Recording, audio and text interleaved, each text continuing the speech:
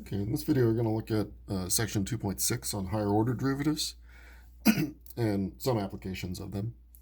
So a higher order derivative, like a second derivative or a third derivative, is a fairly simple idea. You just take the derivative multiple times. So second derivative is taking the derivative twice, third derivative three times.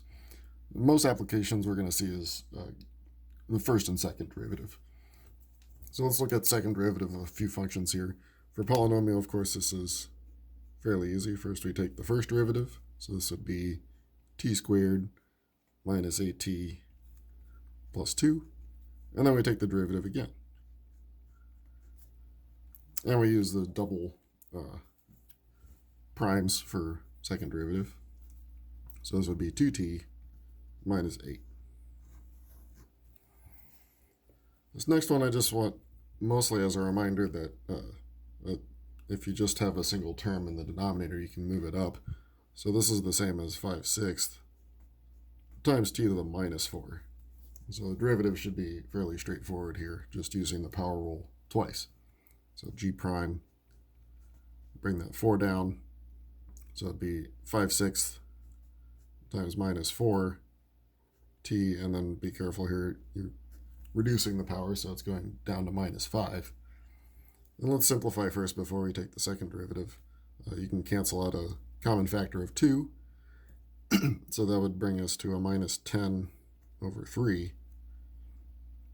And then t to the minus 5. And then one more time. So second derivative would be minus 10 thirds times, and then minus 5 t to the minus 6. And then once again, we'll do some simplifying. So we end up with positive 50 over 3, t to the minus 6, and then we can bring that back down. So 50 over 3t to the 6th.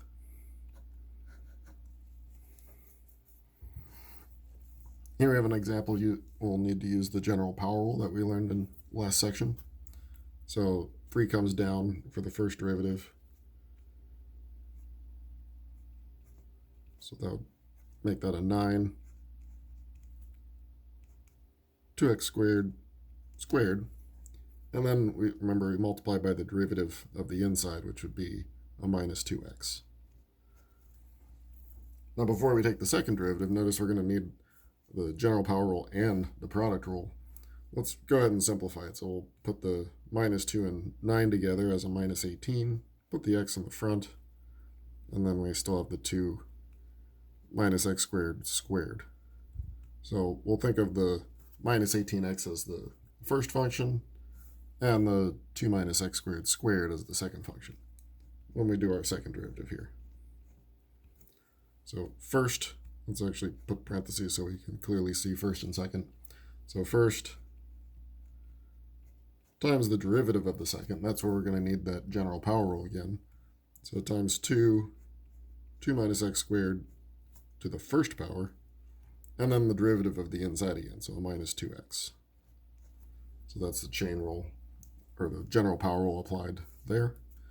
And now the second half of the product rule, so second times the derivative of the first, so we leave this one alone. And then the derivative of minus 18x would just be minus 18.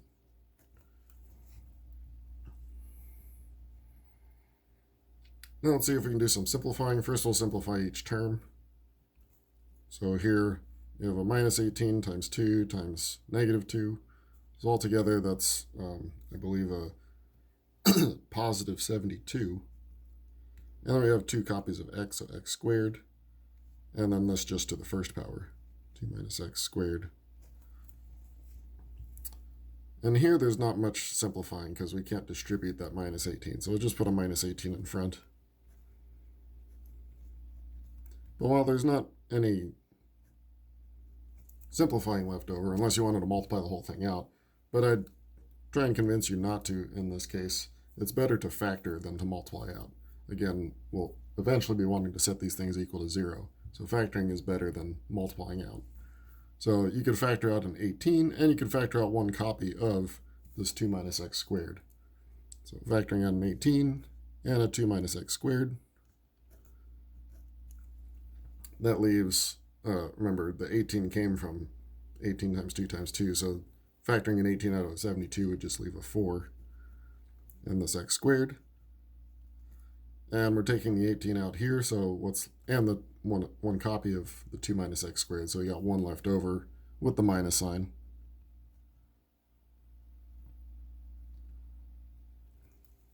Ran out of room there. And then in this bracket here, we could simplify. So 18, 2 minus x squared. And then when I subtract, I'll need to distribute, so I'd end up with 5x squared minus 2. And this is a great simplification here, because setting this equal to 0 would be very easy. You just set each of these factors equal to 0. Again, we're not doing that in this example, but in the future we will.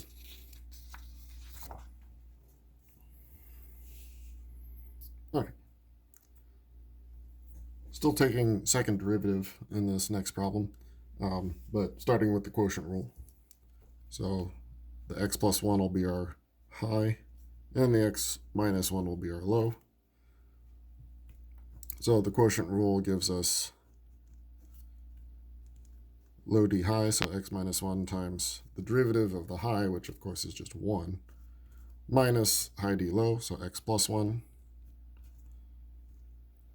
Derivative of low is also 1, over the square of what's below, so x minus 1 squared. And again, before we take the second derivative, we'll simplify this first. Notice the 1's don't matter here, so it's really just x minus 1 minus x plus 1. So the x's are going to cancel out, and we'll have minus 1 minus 1. So we end up with a minus 2.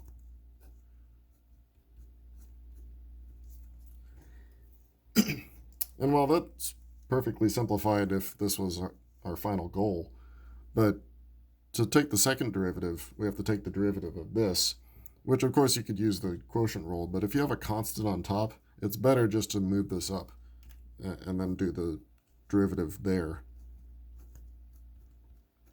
in this form, because that's just a simple application of the general power rule. So our second derivative, again coming from here, bring that minus 2 down, that makes a positive 4. Subtract 1 from the exponent, so that's a minus 3. And by the chain rule, or the general power rule, derivative of the inside, but in this case it's just a 1. And now we do a final simplification that's just 4 over x minus 1 cubed. So a nice simplification of the second derivative. Here we're finding the second derivative, but then plugging in a 2. So this notation means the second derivative at x equals, or in this case t equals 2, but you do the derivatives first. So first we'll take 2 derivatives, so that would give us 20 t to the third plus 20 t, and the derivative of the constant 3 is 0. And we take one more derivative. Oops, one more. So that would give us 60 t squared plus 20. And now we plug in the 2. So g double prime, second derivative of g at 2, would be 60 times 2 squared plus 20. 2 squared is 4, so 240 plus 20, so that's 260.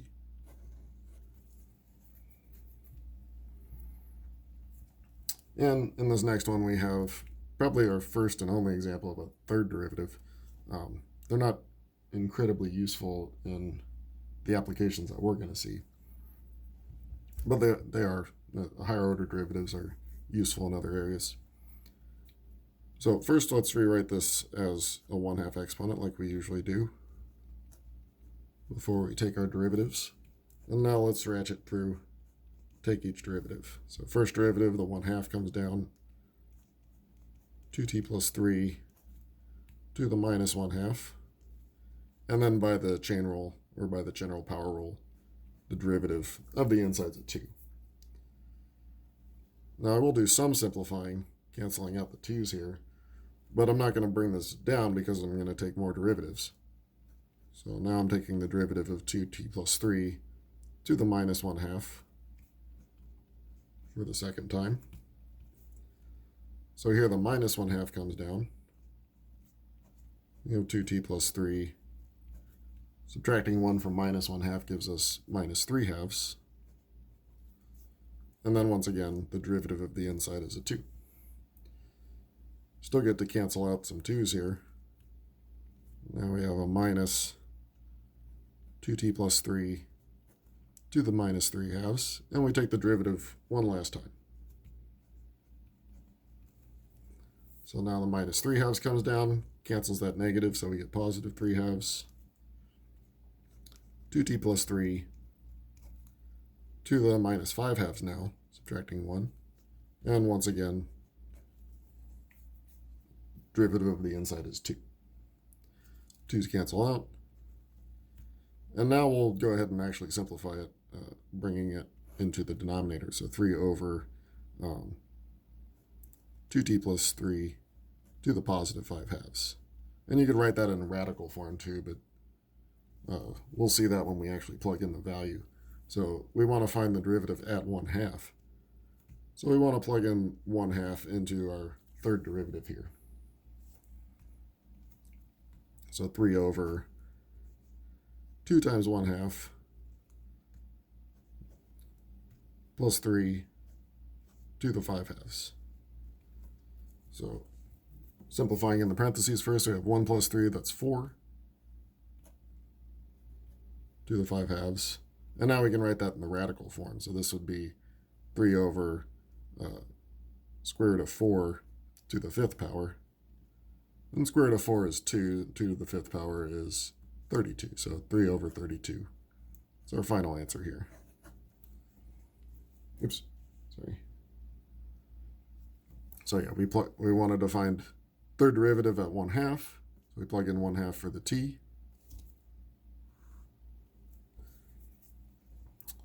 This gave us 4 in the parentheses, and then writing it as a radical, so square root of 4 is 2 to the 5th power is 32.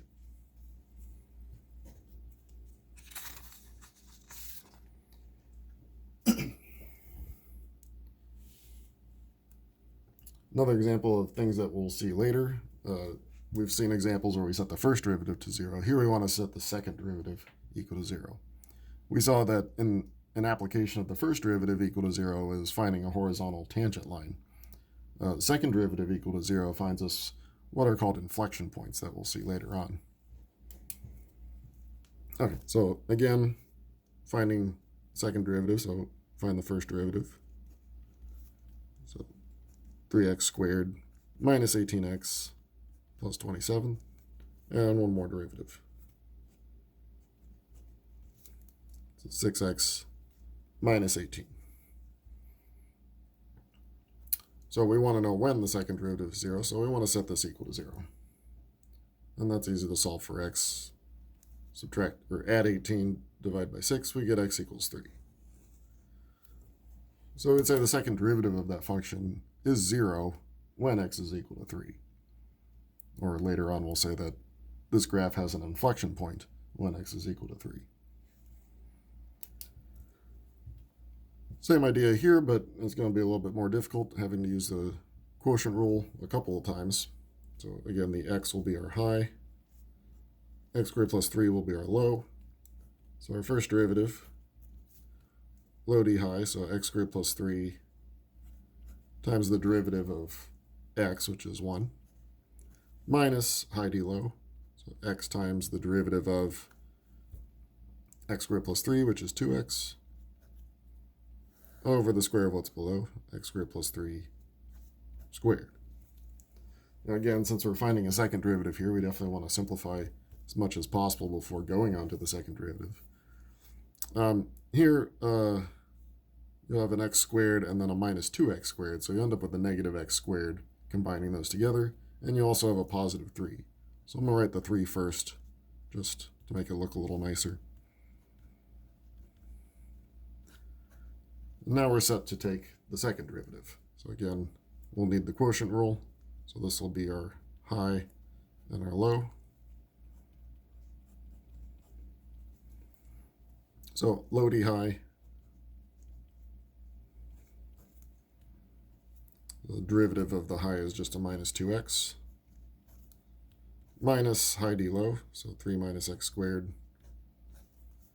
And now the derivative of the bottom is a chain rule. So 2x squared plus 3 to the first power. And then the derivative of the inside, which is 2x. And then over the denominator squared, which will bring that up to a fourth power. Fourth power. Okay, so we want to set this equal to 0, which is only involves setting the top equal to 0, but again, we still want to simplify this top.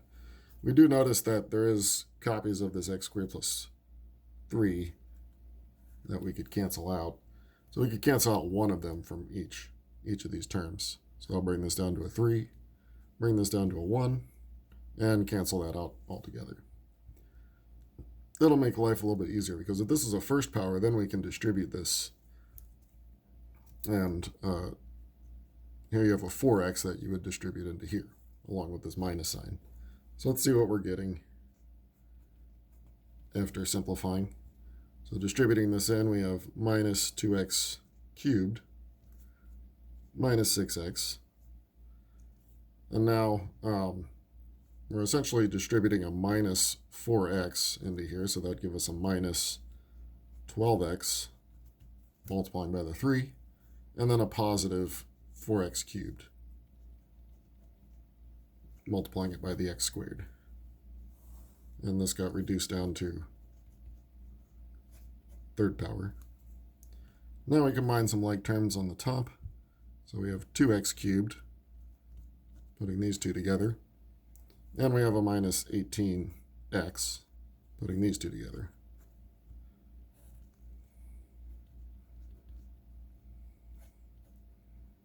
Okay, now let's go ahead and see what we need to set this equal to 0.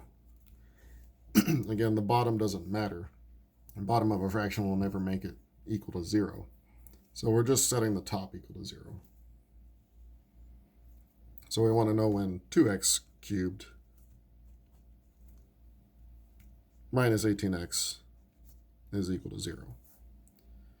Then we could factor this. We could factor a 2x out, so 2x and then x squared minus 9. And then that factors further as a difference of two squares. So 2x, x plus 3, and x minus 3. Now we're pretty much done, because you just set each of these factors equal to 0. So x equals 0, x equals minus 3, and x equals 3. So we have three answers here. We have three values of x where the second derivative of this function is equal to 0.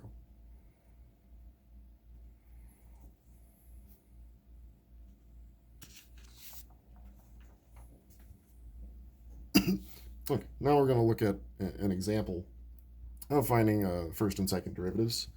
Because if we're talking about the projectile motion, or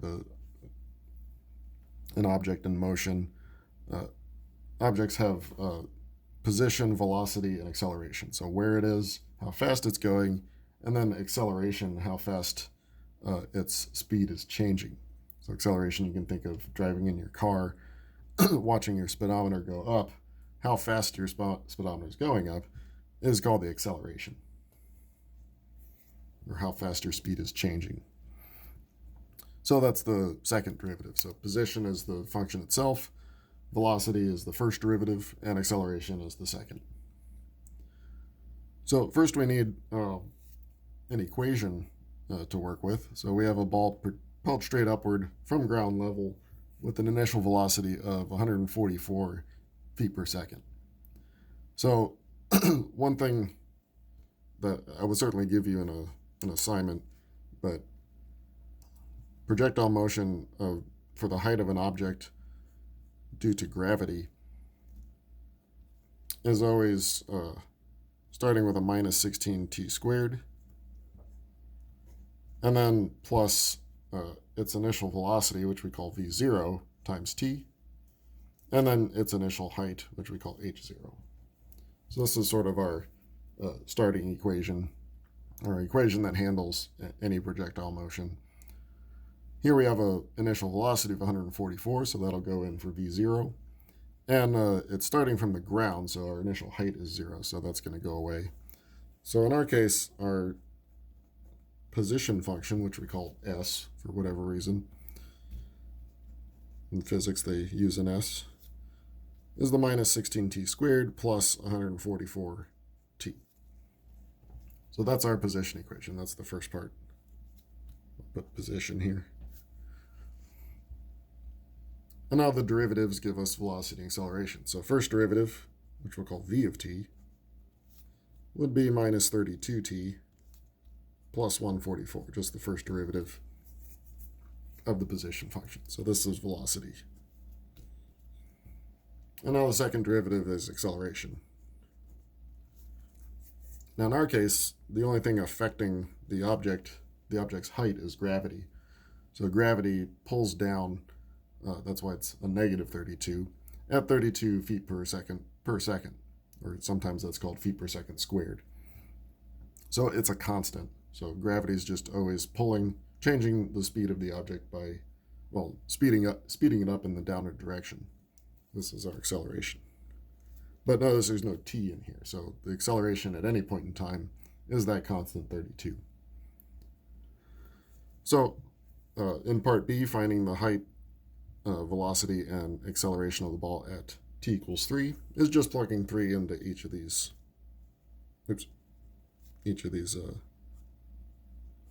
equations. So s of 3 is its height 3 seconds after it's launched.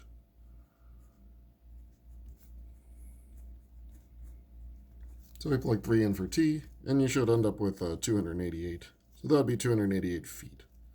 So 3 seconds after it's launched, it's now 288 feet in the air. It's velocity at 3 seconds. We plug in 3 into our velocity equation.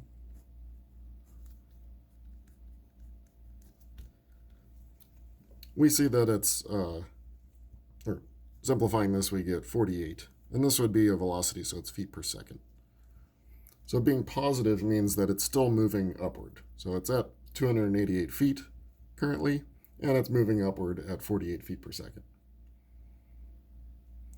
You can kind of see how the acceleration is acting on it. It started off at a speed of 144, moving in the upward direction, and then each second it lost 32 feet per second, so it's slowing down. We say it's decelerating. And then the acceleration at 3, again, there's nothing to plug into, you just get minus 32. And we call that feet per second squared. So that's our answers for second part here. If you want to look at a graph to see its trajectory over time, starting at the ground, and so it's launched upward, and over time it makes a parabolic arc. Or if you were to throw it at an angle, it would make a parabolic arc. So we're probably around here, 3 seconds in, where it's about 288 feet, but it's still going upward. It's still moving up at 48 feet per second, but its slope, the velocity, is smaller. So 48 here, it was 144 here. So a natural question to ask is, when does this happen? When does it reach its highest point? And how high does it reach? So we want to know this as well. Well, we can find that out because the highest point is where the tangent line would have been horizontal. So we want to know where the derivative is equal to 0.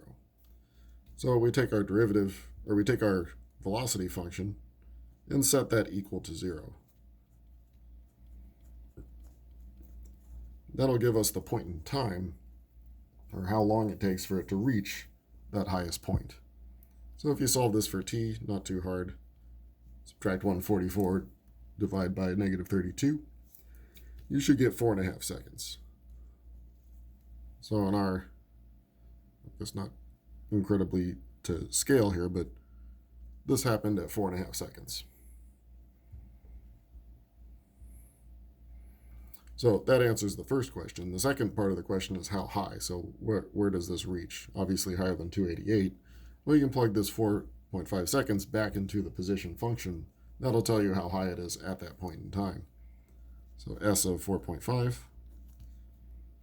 would be minus 16 4.5 squared plus 144 times 4.5. And if you simplify this, you probably want a calculator here. This comes out to be 324. So that's the highest point that it reaches, is 324 feet before coming back down. And last part, how fast is the ball traveling when it hits the ground? Well, we would want to know the time that it hits the ground, so we'd want to set our position function equal to 0 to know when it hits the ground. We'll just set it equal to 0. So minus 16t squared plus 144t. Set that equal to 0. We don't need the quadratic formula here because there's no constant term, so we can just factor out a t. We could also factor out a minus 16, as it turns out. You get t squared, or sorry, not t squared, you get t, because you're factoring a t out, minus 9. And so that means when t equals 0, of course it's at the ground because it started at the ground, so that's not surprising. But setting t minus 9 to 0, we get t equals 9. So that means that 9 seconds later it hits the ground. Of course, we want to know how fast. So if we plug 9 seconds into our velocity function, so v of 9 would be minus 32, 9 plus 144. And you might not be surprised to learn that this is minus 144. And that's because of symmetry here, right? If it starts at 144 feet per second, it's hitting the ground at the opposite speed, at minus 144. This is, I mean, you may object and say, well, it's going to be slower because of wind resistance. Yes, most likely. But this is an ideal scenario, so imagine not having any wind resistance or doing this in a vacuum. So mathematically, we get the same value on the other side. This, of course, would be different if it started at initial height. Like if it started on the top of a building, it would hit the ground at a faster speed than when it starts. But you could still solve it the same way. Set it equal to 0, plug it into the velocity.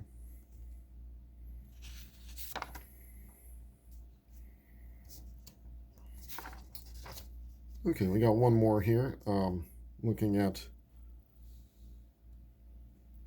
a car traveling at 66 feet per second. This is the same as 45 miles per hour. When they hit the brakes are applied. So the position function of the car when the brakes are applied is minus 8.25 t squared. So the minus being because we're decelerating, plus 66t. That's your initial speed. So we want to complete this table and understand what we're seeing. So we could complete the first row without doing anything to our function. We just plug in 0, 1, 2, 3, and 4 into the function for t. So you get 0, of course, at the beginning. This would be 0 feet. So that just means no time has elapsed, so you haven't actually gone any distance. So this is right when you hit the brakes, how much distance you're still traveling. So after 1 second, plug in 1 into our function, you should end up with 58. So that means in 1 second, you've gone 58 feet after you've started braking. And then 2 seconds, we're at 99 feet. 3 seconds, 124 feet.